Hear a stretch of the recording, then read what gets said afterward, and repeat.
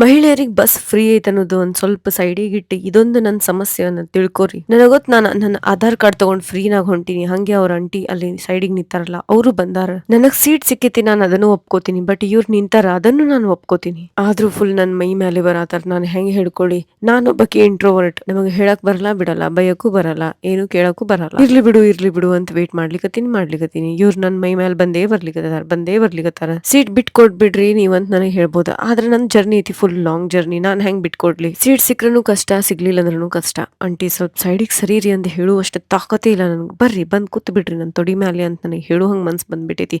ಅದಕ್ಕೆ ನಾನ್ ನೋಡ್ರಿ ತೊಡಿನೇ ಕೊಡ್ಲಿಕತ್ತೀನಿ. ಬರ್ರಿ ಕೂಡ್ರಿ ಬರ್ರಿ. ಇಲ್ಲವಿ ನನಗೆ ನಿನ್ ಮೈ ಮೇಲೆ ಬೀಳೋದು ನನಗೆ ಇಷ್ಟ. ತಗೋ ನನ್ ಕೂದ್ಲ ಸ್ಮೆಲ್ಲು ತಗೋ ಅಂತ ಹೇಳ್ಬಿಟ್ರು ಅವ್ರು. ನಾ ಕೂತ್ರ ನಂಗೆ ಭಾಳ ಕೆಟ್ಟ ಪ್ರಾಬ್ಲಮ್ ಆಗ್ಲಿಕತ್ತೈತಿ. ಒಂದೊಂದ್ ನಿಮಿಷ ಹೆಂಗ್ ಹೊಂಟಿತ್ ನಂಗೆ ಗೊತ್ತಾಗತ್ತಿಲ್ಲ. ಪದೇ ನಾನು ವಾಚಿಗೆ ನೋಡ್ಲಿಕತ್ತೀನಿ. ಟೈಮ್ ನೋಡಾತೀನಿ. ಬಸ್ ಹಿಂಗ್ ಪ್ಯಾಕ್ ಆಗ್ಬಿಟ್ಟಿತ್ತಲ್ಲ, ನನಗೆ ನಿಲ್ಲಕ್ಕೂ ಜಾಗ ಇರಂಗಿಲ್ಲ. ಫೈನಲಿ ನನಗೆ ಬೇರೆ ಕಡೆ ಪ್ಲೇಸ್ ಸಿಕ್ತೆ. ಇಲ್ಲೂ ಅದೇ ಸೇಮ್ ಪ್ಲೇಸ್ ಸಿಕ್ಕಿದೆ ದಂಡಿಗೆ. ಆದ್ರೂ ಇರ್ಲಿ ಸ್ವಲ್ಪ ಮಕ್ಕೊಳ್ಳೋಣ ಅಂತ ಮಸ್ತಾಗಿ ನಿದ್ದೆ ಬರ್ತೈತಿ ಈಗ. ನಾನಂತ್ರ ಫುಲ್ ಖುಷಿಯಾಗಿ ಮಕ್ಕೋಬೇಕಂತ ಹೊಂಟಿನಿ. ನೋಡಿದ್ರೆ ಕಂಡಕ್ಟರ್ ಹೇಳ್ತಾರ ಬರ್ರಿ ನಿಮ್ದು ಬಂದ್ಬಿಟ್ಟೈತಿ ಸ್ಟಾಪ್ ಅಂತ.